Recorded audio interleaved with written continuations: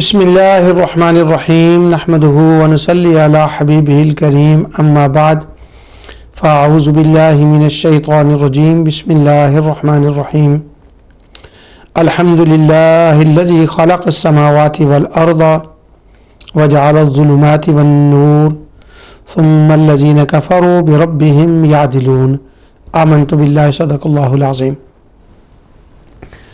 ناظرین، پروگرام ازالہ شبہات میں اللہ تعالیٰ کی رحمت، اس کی عنایت اور کرم سے آپ کے سامنے توحید اور رد شرک پر گفتگو کر رہا ہوں۔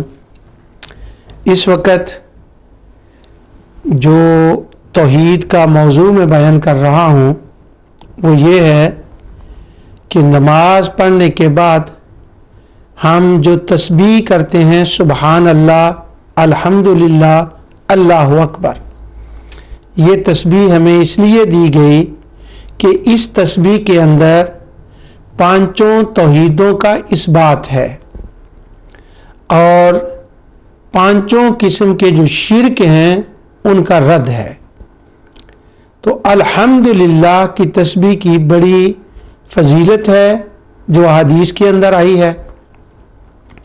جتنے ہم اذکار کرتے ہیں، ہم دعائیں پڑھتے ہیں، ان دعاؤں میں اگر دیکھیں تو خواہ وہ حج کا تلبیہ ہو، طواف کی دعائیں ہوں، صفا مروہ کی دعائیں ہوں، منا و عرفات کی ہوں، یا جہاں کہیں بھی آپ دعا دیکھیں تو ان دعاؤں کے اندر یہ الفاظ آپ کو حمد کے، تسبیح کے اور تکبیر کے ہر جگہ آپ کو ملتے ہیں۔ اللہ اکبر کبیرہ والحمد للہ کثیرہ وسبحان اللہ بکرۃ واصیلا۔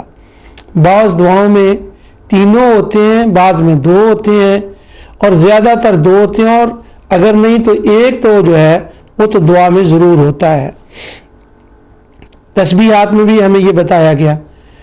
تو یہ پچھلے پروگرام میں نے سبحان اللہ کا معنی بتایا تھا، اور آج میں الحمدللہ کا معنی آپ کو بتاتا ہوں کہ قرآن کریم کی آیات کو جب پڑھیں تو ان میں الحمد کا معنی کیا ہے، اور اس کی ابتدا ہم کر رہے ہیں اللہ تعالیٰ کی رحمت سے سورہ فاتحہ سے۔ اب دیکھیں کہ الحمدللہ کی فضیلت کو آپ پڑھنا چاہیں، سمجھنا چاہیں تو یوں سمجھیں کہ جب قرآن کریم کی ابتدا تسمیہ کے بعد کی گئی ہے تو اللہ تعالیٰ نے اپنے کلام کی ابتدا حمد سے کی ہے، سبحان اللہ، الحمدللہ سے کی ہے۔ اس لیے میرے بچوں، میری بہنوں، بھائیوں، جب آپ دعا پڑھا کریں اور دعا میں الحمدللہ آئے اور قرآن پڑھیں اور قرآن میں الحمدللہ حمد کے لفظ آئیں، صلات کے بعد تسبیح کہیں، اس میں حمد کے الحمدللہ کہیں، تو غور و فکر کیا کریں، تدبر کیا کریں، تفکر کیا کریں کہ یہ الفاظ عام الفاظ نہیں ہیں، یہ بہت بڑا ایک تحفہ ہے جو اللہ تعالیٰ نے اپنے حبیب علیہ السلام کے ذریعے سے ہمیں عطا فرمایا، حضور نے یہ بتایا۔ اس لیے حضور علیہ السلام نے فرمایا، امام بخاری ان الفاظ کے ساتھ بخاری کو ختم کرتے ہیں اور اللہ تعالیٰ کی حمد کرتے ہوئے اسی سے اس کی ابتدا کرتے ہیں، اور آخر میں جب وہ جس حدیث کو لائے ہیں وہ انہی الفاظ کی فضیلت میں ہے کہ ان کا وزن میزان پر بڑا بھاری ہوگا۔ کیوں ہوگا؟ اس لیے کہ بندہ اللہ تعالیٰ کی حمد و ثنا کرتے ہوئے اس کی پانچوں توحیدوں کو بیان کر رہا ہوتا ہے، شرک کا رد کر رہا ہوتا ہے۔ تو قرآن میں یہ کیسے الفاظ آئے اور اس کے معنی کیا ہے حمد کے، اس کی سنیے۔ اپنی کتاب کی ابتدا اس سے فرمائی، الحمدللہ رب العالمین، پہلے حمد فرمایا اور پھر حمد کا معنی بیان فرمایا اسی آیت کے اندر، اور پھر سورہ فاتحہ کے اندر پوری حمد کا معنی بیان فرمایا، کیونکہ سورہ فاتحہ پورے قرآن کا خلاصہ ہے۔ تو قرآن میں یہ الفاظ سبحان، حمد، تقدیس، اللہ اکبر، تکبیر بار بار آئے ہیں، احد بار بار آیا ہے۔ اس لیے جتنے توحید کے الفاظ ہیں اور جتنے رسالت کے ہیں، جتنے اولیاء کے ہیں، جتنے احکام ہیں، جتنی دعائیں ہیں قرآن کے اندر، ان سب کا خلاصہ سورہ فاتحہ میں ہے۔ اور اگر یہ میں کہوں تو غلط نہیں ہوگا کہ ساری سورۃ فاتحہ کا خلاصہ الحمدللہ میں ہے۔ انشاءاللہ جب میں نے وہ پروگرام کیا، کروں گا شروع کہ ایک درس قرآن دینے کا طریقہ کیا ہے، تو پھر میں الحمدللہ جو فاتحہ میں آیا ہے اس پر انشاءاللہ ایک دو درس تو ضرور عرض کروں گا۔ آج صرف میں نے ابتدا کرنی ہے الحمد کے معنی کی۔ فرمایا تمام تعریفیں اللہ تعالیٰ کے لیے ہیں۔ وہ تعریفیں کیوں اللہ تعالیٰ کے لیے ہیں؟ کیوں وہ سب تعریفوں کا مالک ہے؟ آگے اس کا خلاصہ آ گیا، اس کا معنی آ گیا۔ فرمایا ساری تعریفوں کا مالک وہ اس لیے ہے کہ وہ رب ہے، اور رب کہتے ہیں جو اپنی ذات میں تنہا ہو اور وہ پیدا کرنے والا اور چلانے والا، جاننے والا، اور وہی پھر عبادت کا مستحق ہو کہ اس کی معرفت، ان چیزوں کی معرفت ہو، پھر اسے مستحق عبادت کیا بنایا جائے، وہ ہوتا ہے رب، اور وہ عالمین کا رب ہے۔ چونکہ وہ بنانے والا، چلانے والا ہے، جو کچھ اس نے پیدا کیا ہے۔ یہ رب کا معنی میں اگلے پروگراموں میں جب ربوبیت کی بات آئے گی انشاءاللہ میں بیان کروں گا، آج میں اس کے اشارے دے رہا ہوں۔ یعنی رب وہ ہوتا ہے وہ جو کسی چیز کو بنائے اور بنانے کے بعد اس کو سنوارے۔ سبح اسم ربک الاعلی الذی خلق فسوی، یہ ان آیتوں میں رب کا معنی بیان ہوا ہے کہ جس نے پیدا کیا اور پھر اس کو سنوارا، اور جب وہ سنوارا تو پھر اس کو الذی خلق والذی فہدا، سبح اسم ربک الاعلی الذی خلق فسوی والذی فہدا، پھر اس نے اس کو ہدایت دی، یعنی بتایا کہ تو نے کیا کرنا ہے۔ تو یہ رب کا معنی بیان ہوا۔ تو رب کا معنی یہ ہوا کہ جو بنائے، سنوارے، اور جو کچھ اس نے کرنا ہے اس کا فنکشن بتائے، اور اس فنکشن اس نے جو کرنا ہے وہ کرے، اور کرنے کے بعد جو اس کو انعام دینا ہے، جو اس کی انتہا کرنی ہے وہ کرے، وہ رب ہے۔ تو اب رب کا معنی ہوا بنانے والا، چلانے والا، اس کو بتانے والا، اس کو اجر دینے والا، اور اس کو اس کے نقطہ کمال تک پہنچانے والا۔ تو اللہ تعالیٰ فرماتا ہے الحمدللہ رب العالمین، کائنات مخلوق کے اندر جو کچھ ہے، پہلی بات تو یہ ہے کہ وہ میں نے بنایا ہے، اس کو فنکشن میں نے دیا ہے، ان کو جس قسم کی نشو و نما کی ضرورت تھی، یعنی جو کھانے کی، جو پینے کی، جو بڑھنے کی جتنی ضرورتیں تھیں وہ ساری کی ساری میں نے دی ہیں۔ تو جب سب کچھ کرنے والا میں ہوں تو الحمدللہ پھر ساری تعریفوں کا مستحق بھی تو میں ہوں نا۔ اب میں تمہیں حکم دیتا ہوں کہ تم ہر جگہ میری تعریف کرو کہ واہ واہ وہ رب جس نے سارے جہان کو بنایا، پھر اس کو سنوارا، پھر اس کو پایا تکمیل تک پہنچایا، واہ واہ کیا شان ہے اس رب کی۔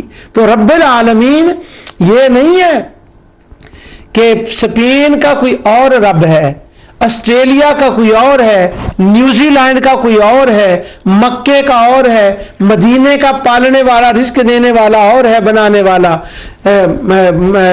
طائف کا کوئی اور ہے، جدہ کا کوئی اور ہے، چائنا کا کوئی اور ہے۔ نہ رب العالمین، اسی نے چائنا کو بھی بنایا، اسی نے امریکہ کو بھی بنایا، اسی نے برطانیہ کو بنایا۔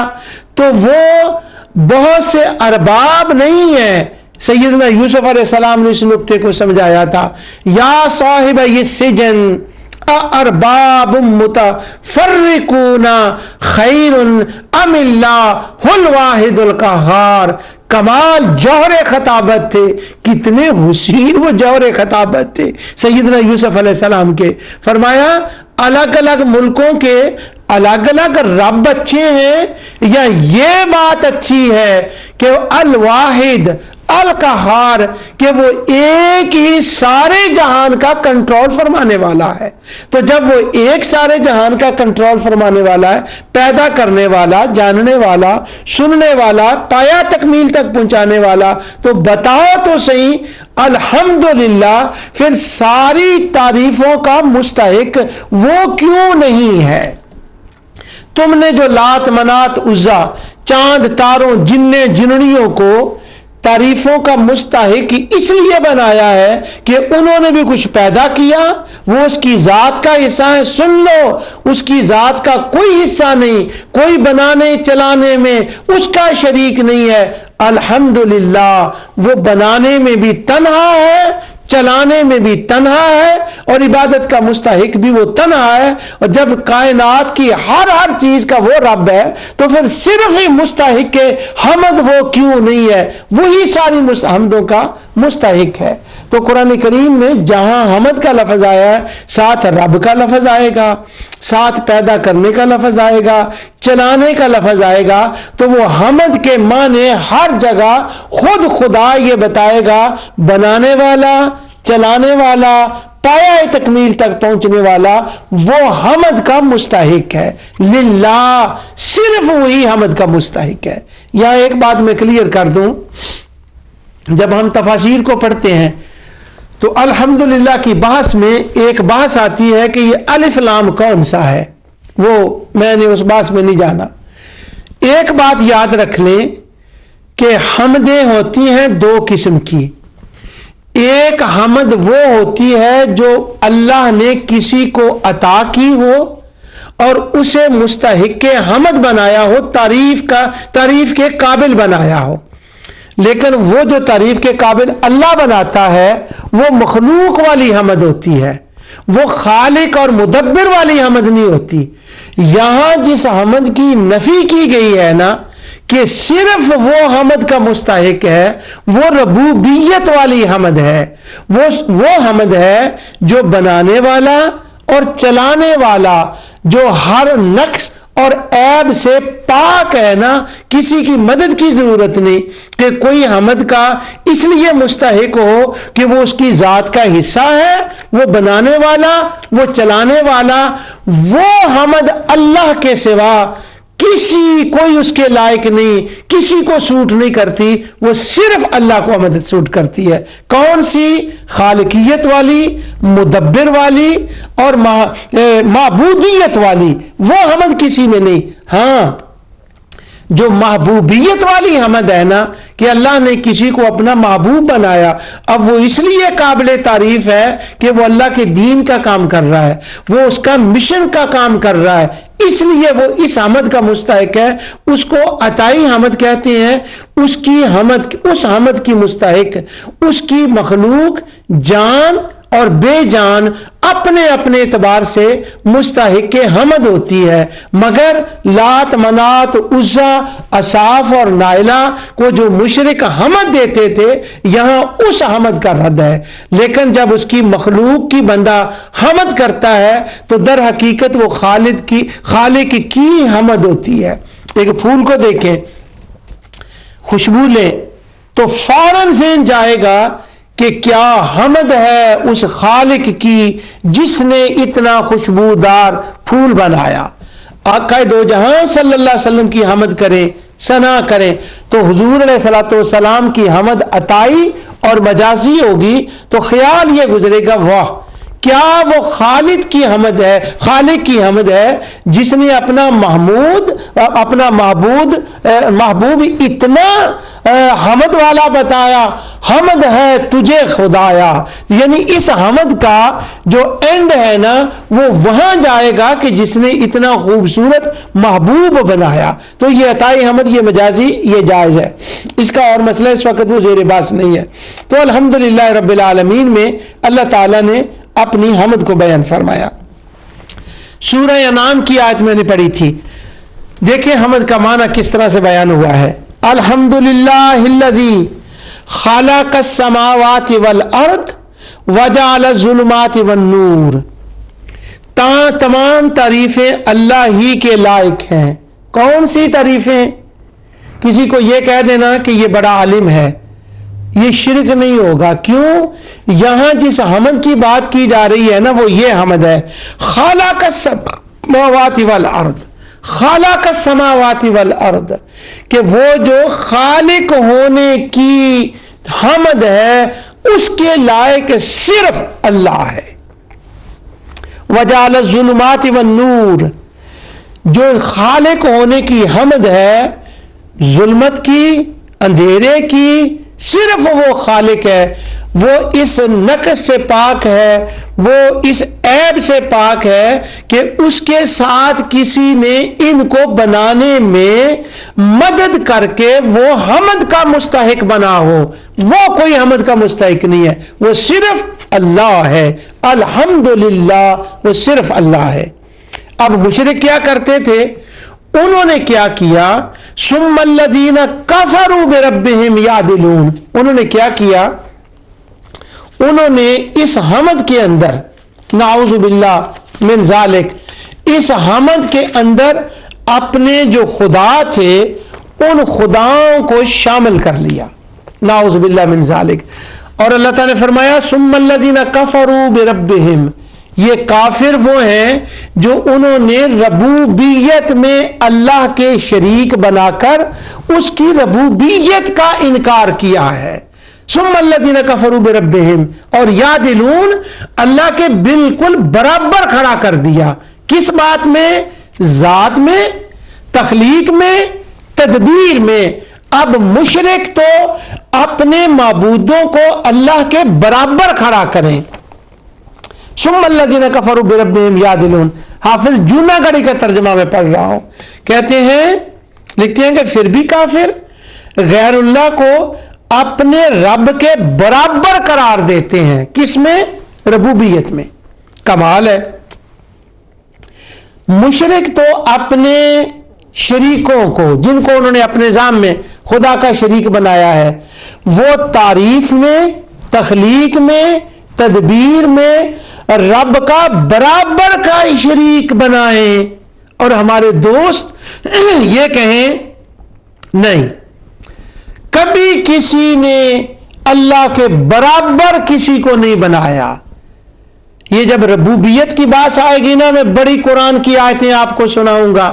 جب میں ابن تیمیہ کے حوالے، البانی کے، شوکانی کے لاؤں گا، محمد بن عبد الوہاب کے، کہ کس طرح سے وہ چیخ چیخ کر کہتے ہیں نا نا نا نا نا، اللہ کے برابر مشرکوں نے کبھی کسی کو نہیں مانا. وہ تو ربوبیت میں بالکل ان کا صحیح عقیدہ تھا، وہ واحد تھے، بس وہ تو ذرا وسیلہ مانتے تھے.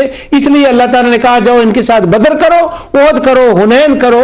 اس وجہ سے، وسیلہ ماننے کی وجہ سے وہ ربوبیت کی بات آگے آ رہی ہے، جس کو میں ربوبیت کی بات بھی کہتا ہوں، لیکولن اللہ کی بات بھی کہتا ہوں. انشاءاللہ بڑا قرآن سناؤں گا میں اس کی رحمت اور عنایت سے. تو ربوبیت میں وہ کہہ رہے ہیں کہ برابر کر دیا. اب وہ جو اپنے خداؤں کی حمد کرتے تھے تو وہ حمد کرتے تھے اس معنی میں، تخلیق میں اور تدبیر میں. تو اللہ تعالیٰ نے رد فرمایا الحمدللہ، خبردار سن لو، یہ تخلیق و تدبیر والی حمد میرے سوا، للہ، صرف صرف صرف میرے لیے ہے، کوئی اور نہیں ہے. اور یہ جو تم نے برابر کیا ہوا ہے نا، یہ تم نے غلط کیا ہے کافرو، مشرکو، یہ تمہارا زعم باطل ہے، میرے برابر کوئی نہیں ہے. یہاں تحدیث نعمت کے طور پر ایک میں بات سناتا ہوں آپ کو. اللہ تعالیٰ کی رحمت سے پچھلے مہینے میں پاکستان گیا. تو جب میں پاکستان گیا تو وہاں مجھے بہت سے کام تھے، اور بھی وہ میں کسی وقت بتاؤں گا آپ کو. اللہ نے مجھے توفیق دی. ان میں ایک کام یہ تھا کہ میں علامہ غلام رسول سعیدی دامت برکاتہم العالیہ کو کراچی ملنے کے لیے گیا. ان کی صحت ناساز تھی. جب میں حاضر ہوا تو وہ باتیں ہوئی تو وہ مجھے کہنے لگے کہ آپ کے آنے سے میری صحت بحال ہو گئی. تو میں نے اپنا لکھنے کا کام ترک کیا ہوا تھا 3-4 دن سے. تو آپ کے آنے سے وہ میری طبیعت سنبھل گئی اور مجھے وہ خوشی ہوئی. تو وہ کہنے لگے کہ میں کل انشاءاللہ، میرے آنے کے بعد کہنے لگے کل میں اپنے کام کو دوبارہ شروع کر رہا ہوں. انہوں نے آج کل ایک تفسیر قرآن کی لکھنی نئی شروع کی ہے، اس کا نام ہے تبیان الفرقان. اچھا، تبیان الفرقان جو انہوں نے شروع کی ہے لکھنی، اس کی پہلی جلد انشاءاللہ مارچ تک آ جائے گی. مجھے یوں لگتا ہے کہ جو آج میں پروگرام ریکارڈ کرا رہا ہوں، شاید مجھے کبھی امید ہے کہ شاید یہ مارچ کے فروری کے اینڈ میں یا مارچ کے قریب جا کر ہی یہ چلے گا. مجھے کسی اگلے پروگرام میں یہ بات سنانی چاہیے تھا کہ وہ مارچ میں ہی ہوتی، اس وقت تک اس کی پہلی جلد آ چکی ہوتی. تو وہ کہنے لگے میں شروع کر رہا ہوں. میں نے کہا کہاں تک پہنچے ہیں؟ تو انہوں نے مجھے کہا آپ کے آنے سے پہلے میں نے سورت مائدہ کو ختم کیا تھا اور ابھی میں نے سورہ انعام شروع کرنی ہے. تو میں نے کہا اگر سورت انعام شروع کرنی ہے تو میرا ذکر کریں کہ میں آپ کو ملنے کے لیے آیا ہوں. تو میں نے کہا یہ نہیں کہ میرا ذکر کریں میں ملنے کے لیے آیا ہوں، میں ایک مسئلہ آپ سے ڈسکس کرتا ہوں، تو اس مسئلے کا یہاں ذکر کریں. وہ کہنے لگے کیا؟ تو میں نے 2 مسئلے ان سے ڈسکس کیے. ایک مسئلہ یہ تھا کہ ربوبیت میں شرک ہوا ہے کہ نہیں. تو انہوں نے اسی آیت کی تفسیر لکھنی تھی. تو میں نے فتاوی ابن تیمیہ ان کی لائبریری سے منگوایا. وہاں پر ابن تیمیہ نے، جہاں حافظ ابن تیمیہ نے یہ لکھا ہے کہ ربوبیت میں تو کبھی اس روئے زمین پر شرک نہیں ہوا. وہ عبارت دیگر لوگوں کی عبارتیں وہ سامنے رکھیں. تو میں نے کہا اس آیت کے اندر تو اللہ تعالیٰ نے خود فرمایا ہے کہ ثم الذین کفروا بربہم یعدلون، کہ انہوں نے میری تخلیق میں، تدبیر میں ربوبیت کا انکار کیا ہے. تو حافظ ابن تیمیہ کہتے ہیں روئے زمین پر کوئی بندہ پیدا نہیں ہوا. تو اب تو اللہ تعالیٰ فرما رہا ہے کہ انہوں نے انکار کیا. اگر روئے زمین پر پیدا ہی کوئی نہیں ہوا تو ثم الذین کفروا بربہم کا کیا مطلب ہے؟ تو یعدلون کا کیا مطلب ہے؟ کہنے لگے ہاں یہ دیکھ لیں، یہ تو قرآن کی صریح عبارت النص کا انکار ہے. خیر انہوں نے وہ ابن تیمیہ، حافظ ابن تیمیہ کے فتاوے پر بھی نشان لگا لیا، وہ باتیں بھی لکھ لی. تو کہنے لگے ہاں انشاءاللہ یہ بات جو ہے نا وہ میں لکھوں گا.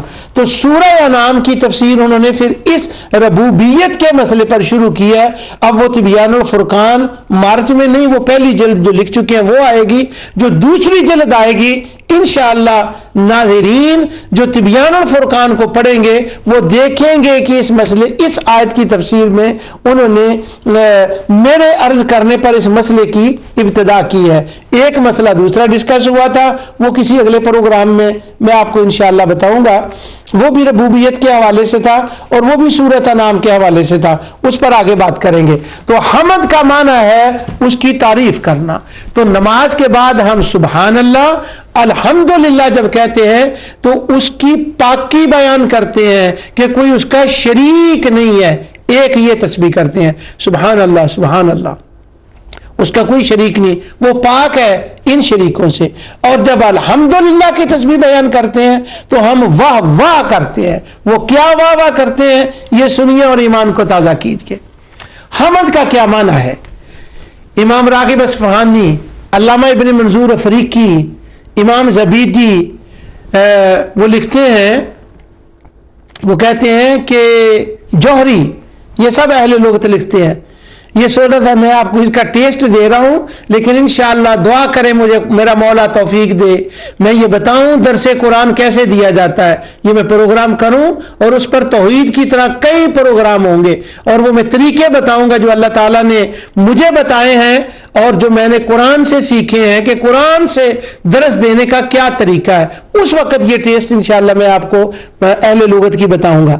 وہ فرماتے ہیں، اہل لغت کہتے ہیں، جوہری ابن اسیر النہایہ میں ابن منظور وہ کہتے ہیں حمد کہتے ہیں کہ بندہ کسی ایسی نہایت حسین چیز کو، کسی نادر چیز کو دیکھے، کسی کمال حیرت انگیز چیز کو دیکھے تو جو نادر، حسین، اور کمال کی چیز، حیرت انگیز چیز کو جب وہ دیکھے تو اس کے دل میں ایک جذبہ پیدا ہوتا ہے اور وہ ایک فیلنگ آتی ہے جو اس کو مجبور کرتی ہے کہ وہ اس نادر حسین چیز اور حیرت انگیز چیز کو دیکھ کے کہے واہ واہ واہ واہ واہ کیا بات ہے۔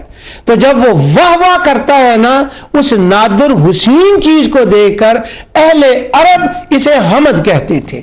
مثال کے طور پر آپ ایک پارک میں جائیں، اس پارک کے اندر چھوٹے چھوٹے دریا بھی ہوں، نہریں بھی ہوں، پنگورے بچوں کے لیے ہوں، ماڈرن دنیا کے اعتبار سے وہاں تمام سہولیات موجود ہوں اور طرح طرح کے کمکمے بھی ہوں، یعنی آپ دیکھ کر حیران رہ جائیں۔ آلٹن ٹاور ہے یہاں ایک، شاید اس کی میں نے پہلے مثال بھی دی ہے، انگلینڈ کے اندر میں ان کی مشہوری کر رہا ہوں۔ وہ آلٹن ٹاور میں آپ جائیں، کسی اور بلیک پول میں جائیں، وہاں ایسی چیزیں ہیں، میں کسی اور جگہ پر جائیں، تو جب وہ آپ وہاں جائیں تو ایک عجیب چیز کو دیکھیں تو جذبہ پیدا ہو، آپ کہیں واہ واہ واہ واہ واہ کیا بات ہے۔ تو جو آپ واہ واہ کہنے پر وہ چیز آپ کو جب مجبور کر دینا تو عرب اسے حمد کہتے ہیں، اس کو جذبہ حمد کہتے ہیں۔ تو وہ فرماتے ہیں کہ جب آدمی نے، بندے نے، اللہ تعالیٰ نے فرمایا وَيَتَفَكَّرُونَ فِي خَلْقِ السَّمَاوَاتِ وَالْأَرْضِ، غور کرو زمین و آسمان میں، تفکر کرو۔ تو جب بندے نے اس پر غور کیا کہ پوری کائنات کو وہ تنے تنہا بنانے والا اور چلانے والا، انسان کے اندر کا اتنا سسٹم، اتنی نرم کہ اگر ایک ذرا سی ٹھہر جائے تو پورا سسٹم ٹھہر جائے، اور سمندروں کے اندر ایک نظام کے تحت کیسے سیٹ اپ سسٹم کیا ہوا ہے، سورج اور چاند میں، تاروں میں، خوراک میں، بدن کے اندر، بدن کے باہر، اور ایک پودے کو اگتے دیکھیں، اس کے ساتھ موسموں کو کیسے سیٹ اپ کیا ہے۔ تو جب ان کو بندہ دیکھتا ہے نا تو جذبہ اس کے اندر حیرانگی کا ابھرتا ہے، وہ بے ساختہ اپنی زبان سے پکار کے کہتا ہے الحمدللہ، کمال ہے بھئی، واہ واہ رب العالمین، اس رب کے کہ جس نے ساری کائنات کو پیدا کیا اور اس طرح سے بنایا، سجایا اور ہر ایک کی ضرورت کو پورا کیا۔ الحمدللہ، واہ واہ واہ واہ واہ واہ۔ جب وہ واہ واہ کہتا ہے تو یہ الحمدللہ ہوتا ہے، تو نماز میں وہ قرآن کی تلاوت کر رہا ہوتا ہے۔ بعض عارفین کو نماز کے اندر مشاہدے ہو جاتے ہیں، تو جب وہ نماز ختم کرتا ہے تو نماز کے بعد سکون سے بیٹھتا ہے، تو جو کچھ اس نے غور و فکر کیا ہوتا ہے اس کی آسمان کے بارے میں، زمین میں، اپنے رب کے کمالات کے بارے میں، اپنے رب کی حمدوں کے بارے میں، تو پھر وہ بیٹھ کے کہتا ہے الحمدللہ الحمدللہ الحمدللہ، کہ وہ پیدا کرنے والا، دینے والا، واہ کیا بات ہے۔ کھانا کھایا، کھانا کھانے کے بعد پانی پیا، بندہ بھوکا تھا، وہ پیاسا تھا، ایک چیز اٹھائی، وہ کھائی، اس کے کھانے سے بندے کی بھوک ختم نہیں ہوتی، پینے سے بندے کی پیاس ختم نہیں ہوتی۔ ہوتا کیا ہے کہ یہاں اس نے بھوک کا مادہ رکھا اور اس چیز کے اندر بھوک کو ختم کرنے کی طاقت رکھی، پینے والی چیز کے اندر پیاس کے ختم کرنے کی طاقت رکھی۔ ظاہراً تو یہ پانی ہے، میں پی لیتا ہوں، بسم اللہ الرحمن الرحیم، یہ پانی ہے، اس کے اندر یہ طاقت کہاں سے آ گئی کہ یہ پیاس کو ختم کرے؟ اب اس بندے نے غور کیا کہ ایک لیکوڈ سا ہے اور یہاں جو طرب تھی اس نے ختم کی، یہاں بھوک تھی، میں بے چین ہو رہا تھا، یہ چیز کھائی، سکون آ گیا، آرام آ گیا، اس نے ختم کی۔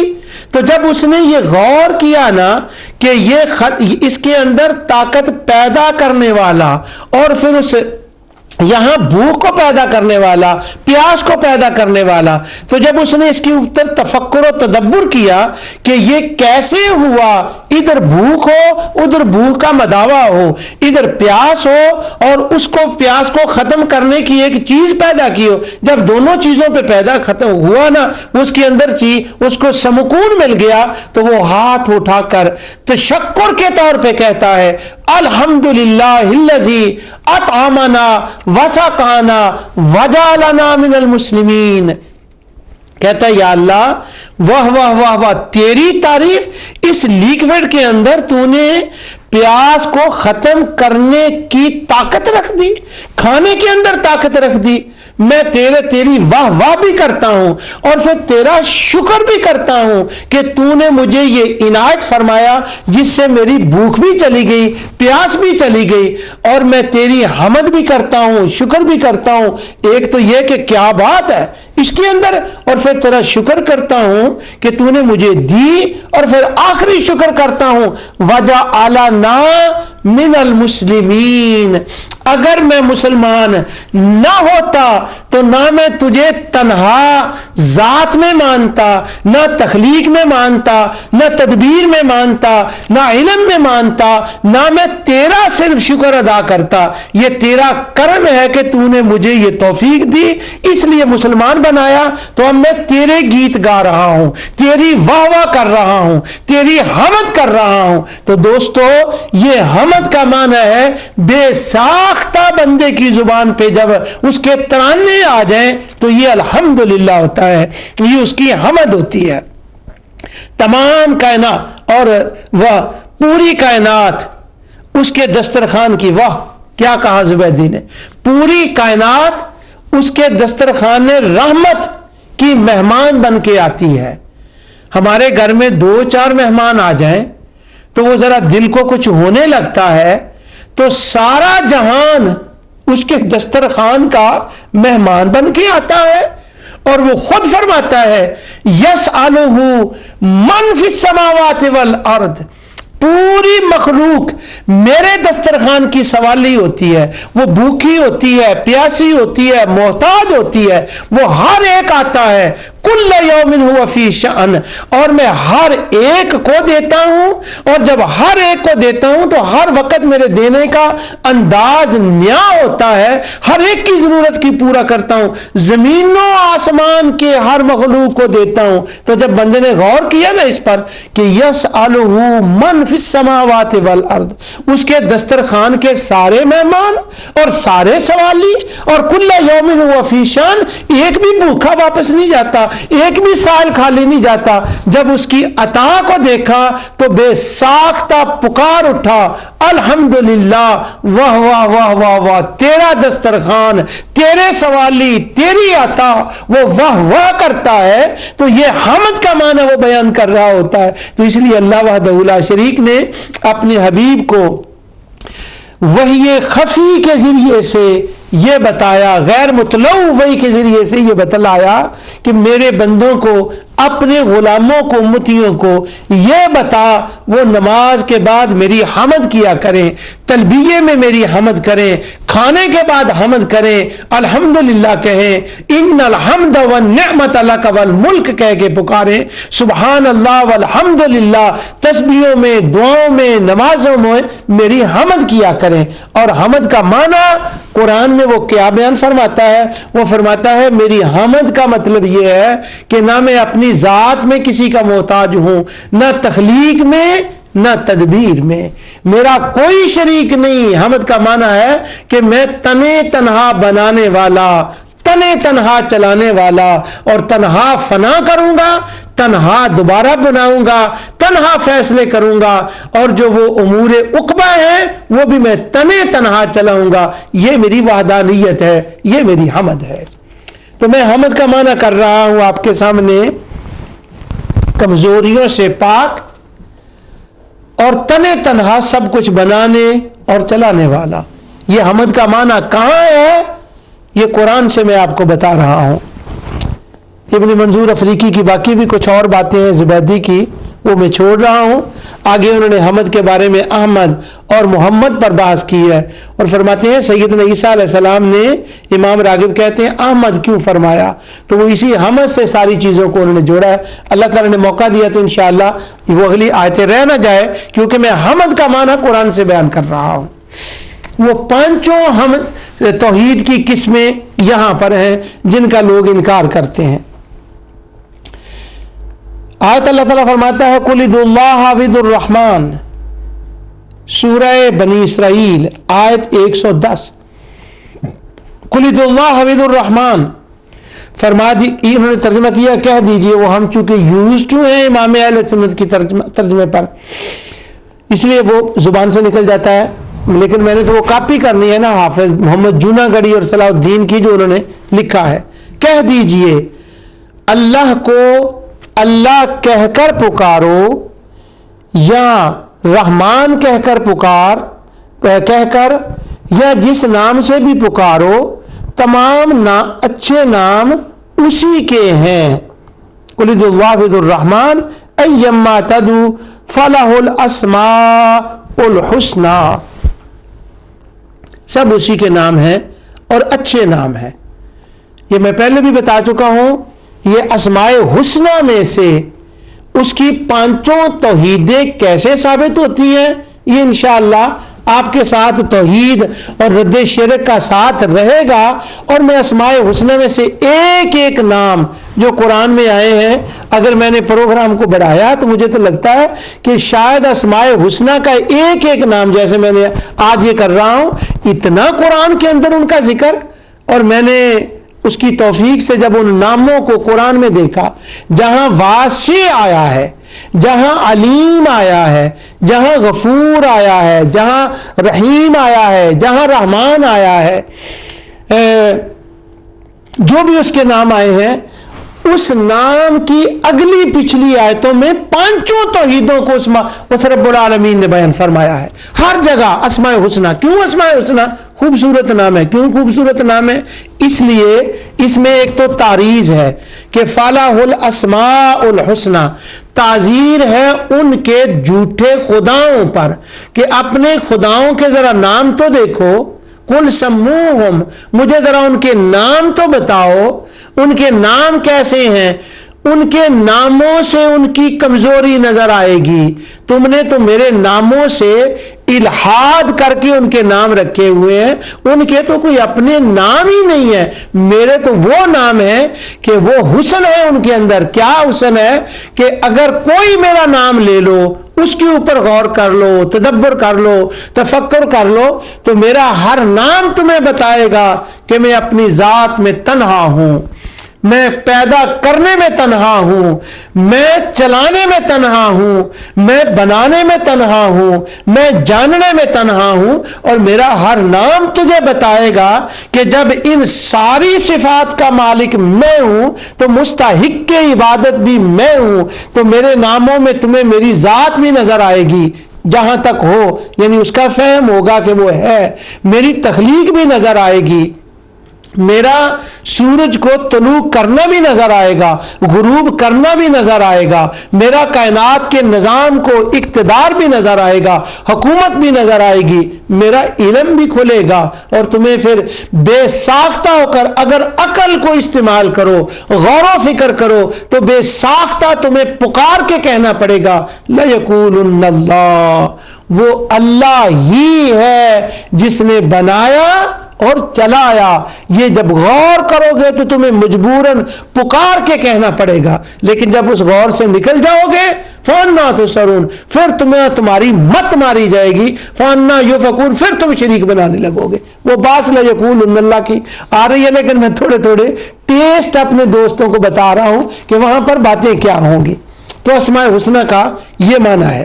اس آیت کے بعد اب اگلی آیت میں لفظ ہے حمد کا، اور حمد کا معنی پوری سورت میں بیان ہوا ہے۔ یہ سورت بنی اسرائیل سبحان سے شروع ہوئی ہے اور تکبیر پہ ختم ہوئی ہے، وَكَبِّرْهُ تَكْبِيرًا، تو گویا جو میں تینوں تسبیحات بتا رہا ہوں یہ سبحان سے شروع ہو کر تکبیر پہ ختم ہوئی ہے۔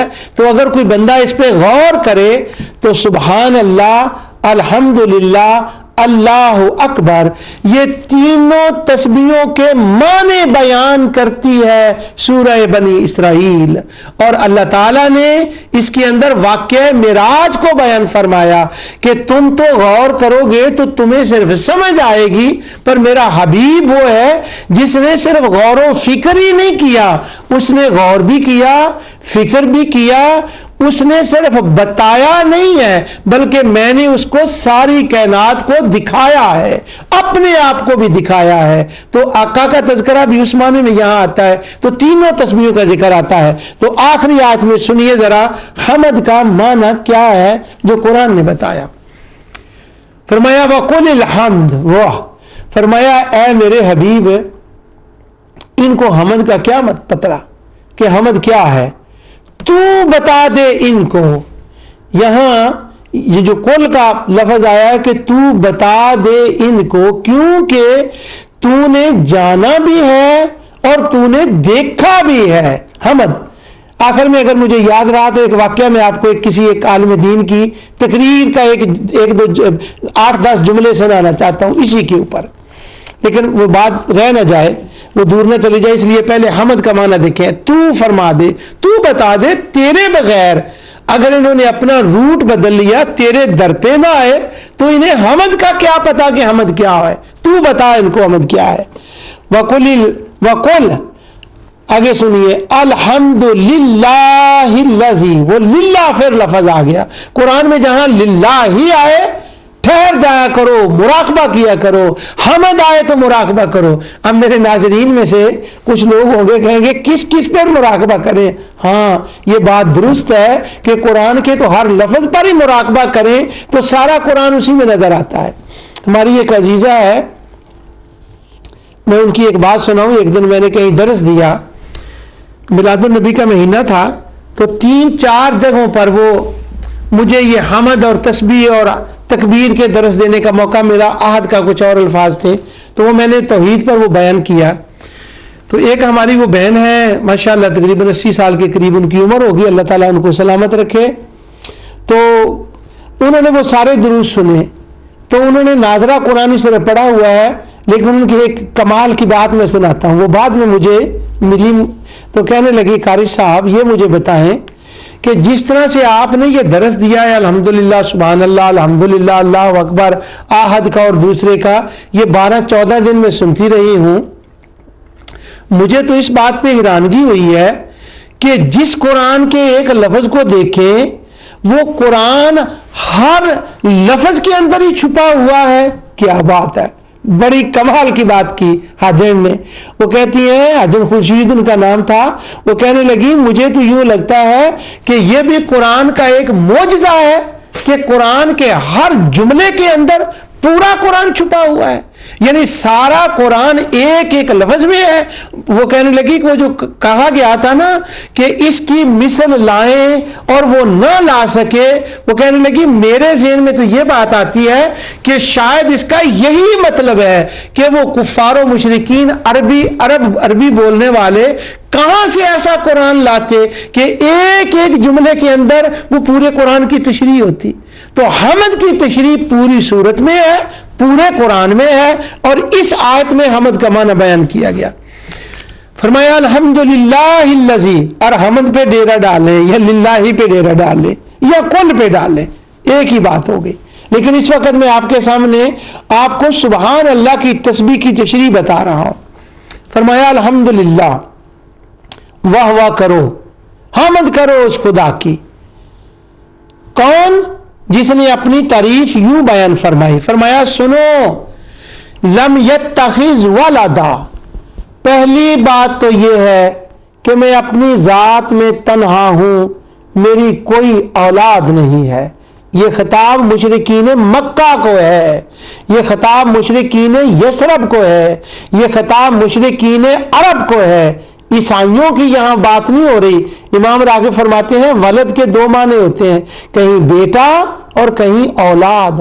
اگر تو مدنی صورتوں میں ولد آئے اور عیسیٰ علیہ السلام کا تذکرہ ہو تو وہاں وہ تثلیثی ولد بیٹا مراد ہوگا، اور اگر یہ لفظ مکی صورتوں میں آئے تو جب ولد آئے گا وہاں بیٹا نہیں ہو مراد ہوگا، کیونکہ مشرکین تو عیسیٰ علیہ السلام کو مانتے ہی نہیں تھے، ان میں سے اپنی بیٹے بیٹیاں اس کی طرف منسوب کی ہوئی تھی، نعوذ باللہ۔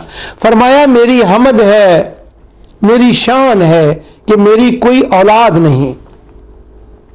وَلَمْ يَكُنْ لَهُ شَرِيكٌ فِي الْمُلْكِ، اور سنو، جو ملک کا سربراہ ہوتا ہے، جس کا ملک ہوتا ہے، اس کو وزیروں کی ضرورت ہوتی ہے، مشیروں کی ضرورت ہوتی ہے۔ اس زمانے میں جو بادشاہ ہوتے تھے وہ گورنر اپنے بیٹے بیٹیوں رشتہ داروں عزیزوں کو بناتے تھے، تب وہ ان کی مملکت کا نظام چلتا تھا۔ یہ بات سب لوگ جانتے تھے۔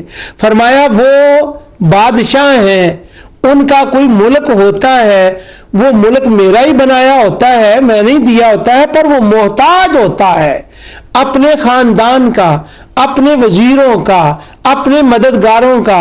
وہ تنے تنہا ملک نہیں چلا سکتا، لیکن ذرا میری طرف دیکھو، الحمدللہ میں وہ اللہ ہوں کہ میرے ملک ہیں، میری حکومت ہے، لیکن میری 2 ملک ہیں اور 2 مملکتیں ہیں میری۔ ایک میری ملکوت ہے جو پردے کے پیچھے ہے، اور ایک ظاہر ہے جو تمہیں نظر آ رہی ہے۔ میری واہ واہ کرو، میں واہ واہ کے قابل ہوں، میں تعریف کے قابل ہوں کہ میری ملکوت والی ملک میں میرا کوئی شریک نہیں، اور میری ظاہر ملک میں میرا کوئی شریک نہیں۔ دنیا کے بادشاہ وزیروں مشیروں ایم پیوں ایم این او کے جب تک وہ ساتھ نہ ہو ان کا ملک نہیں چلتا۔ اور دیکھو تو صحیح، میرے ملک بھی ہے، میری ملکوت بھی ہے، اور نہ ملکوت میں میرا کوئی شریک ہے نہ ملک میں میرا کوئی شریک ہے۔ یارو میں تنے تنہا یہ سب کچھ کر رہا ہوں، تو جو تم حمد کا لفظ اپنی زبان میں بولتے ہو کہ جب تمہیں حیرانی ہوتی ہے اور تم بے ساختہ کسی چیز کو دیکھو تو تم حمد کرتے ہو، تو اب تمہارا وہ حمد کا جذبہ میرے لیے وہ ظالموں مشرکوں کہاں مر گیا کہ میرا نہ ادھر شریک ہے ملکوت میں نہ ادھر ہے۔ جب مجھے تنہا چلاتے ہوئے دیکھو تو کہو الحمدللہ، واہ واہ واہ واہ واہ، وہ اللہ جس کا نہ ملکوت میں کوئی شریک نہ ملک میں کوئی شریک، میرا کوئی حکومت میں شریک نہیں۔ وَلَمْ يَكُنْ لَهُ شَرِيكٌ فِي الْمُلْكِ وَلَمْ يَكُنْ لَهُ وَلِيٌّ۔ اور سن لو، میرے دونوں حکومتوں میں، دونوں حکومتوں کا مطلب سمجھ رہے ہیں، ملکوت میں، ملک میں، خلق میں، تدبیر میں، پیدا کرنے میں اور اس کائنات کو چلانے میں، دونوں جگہ میرا کوئی شریک نہیں۔ وَلَمْ يَكُنْ لَهُ وَلِيٌّ۔ لوگوں کی مملکتیں چلتی ہیں مددگاروں سے، میری مملکت کسی بھی مددگار کے بغیر چلتی ہے۔ ولی، اور ان کو مددگاروں کو کیوں ضرورت ہوتی ہے؟ کیونکہ وہ تنہا چلا نہیں سکتے۔ من الذل، وہ کمزور ہوتے ہیں، تو جب وہ کمزور ہوتے ہیں تو ان کی مملکت نہیں چلتی۔ تو میری حمد کرو، میرے لیے واہ واہ کرو، الحمدللہ دعاؤں میں کہو، تسبیحات میں کہو، نماز کے بعد بیٹھ کر الحمدللہ کہو۔ کیوں؟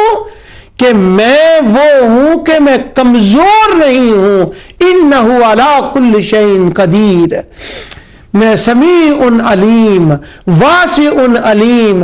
میری قدرت، میری طاقت اتنی ہے کہ میں تنے تنہا ساری کائنات کو بنانے والا ہوں اور چلانے والا ہوں۔ اور جب تم میری ان قدرتوں کو دیکھو، ان علموں کو دیکھو، تو وہ کبرہ تکبیرا، مجھے اللہ اکبر کہو کہ میں ان تمام کمزوریوں سے بلند و بالا ہوں، میں بڑھ کر ہوں، میں سب سے اونچا ہوں، سب سے بڑا ہوں۔ جب سب سے بڑا ہوں تو ان کی مدد کی مجھے کیا ضرورت ہے؟ تو یہ الحمد کا معنی میں نے آپ کو سورہ بنی اسرائیل سے بتایا۔ اب مجھے اشارہ بھی ہو گیا ہے کہ ٹائم پورا ہو گیا ہے، تو احد کا مطلب میں نے آپ کو بتایا پچھلے پروگرام میں، سبحان کا بتایا، الحمد کا بتایا۔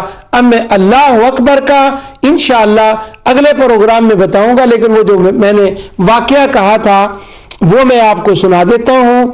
وہ یہ ہے، ایک ہمارے پاکستان کے بہت بڑے مقرر تھے، عالم تھے ہمارے زمانے کے، ہم بچپن میں ان کے بڑے فین تھے، ان کی تقریر سنتے تھے۔ ان کا نام تھا حضرت علامہ صاحبزادہ افتخار الحسن صاحب فیصل آبادی रहमतुल्लाह ताला अलैह। चूंकि मैंने पिछले प्रोग्राम में भी कहा और ये बनी इसराइल की सूरत पर मैं इसको ख़त्म कर रहा हूँ और मिराज का वाक़या इसके अंदर है, इसलिए यहाँ मौजू है, मुनासिब है कि उनकी मैं बात सुनाऊँ। तो वो फरमाने लगे कि नबी करीम कुल इल्हाम कि तू फरमा दे। ये उन्होंने आयत नहीं पढ़ी थी, उन्होंने वैसे कुल हो अल्लाह आयत पढ़ा था। वो कहने लगे कि अल्लाह ताला ने फरमाया तू फरमा दे, तू कह दे कि मैं एक हूं, अल्लाह समद, मैं बेनियाज हूं।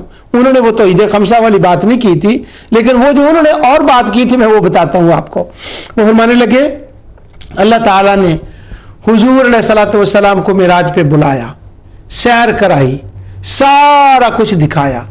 जब वो दिखा दिया तो मुशरिकीन जो थे ये तो खुदा की औलाद मानते थे, उसकी बेटे बेटियां मानते थे। तो जब वो उन्होंने मुशरिकीन का भी नाम नहीं लिया था, ये मैं समझाने के लिए बात कर रहा हूं। वो कहने लगे कि तूने देख, तू यहां आया है मिराज पर, सारी कायनात को तूने देखा है, नीचे भी ऊपर भी, कहीं मेरे बेटे बेटियां या मेरी औलाद मेरी बीवी देखी है तूने?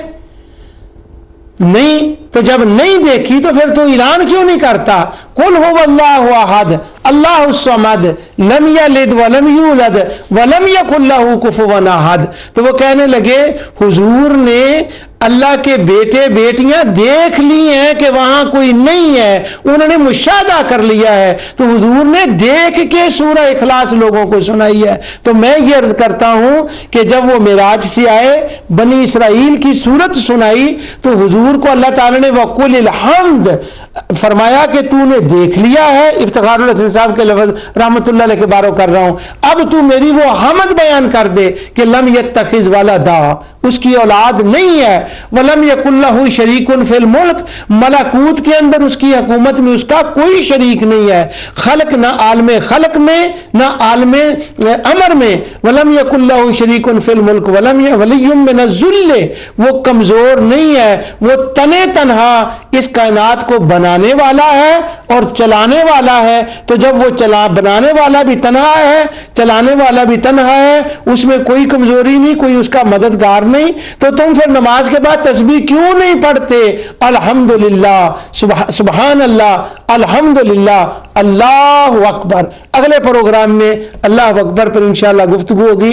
जो कुछ मैंने कहा अल्लाह ताला इसे कबूल फरमाए। वमा अलैया इल्लल बलाग।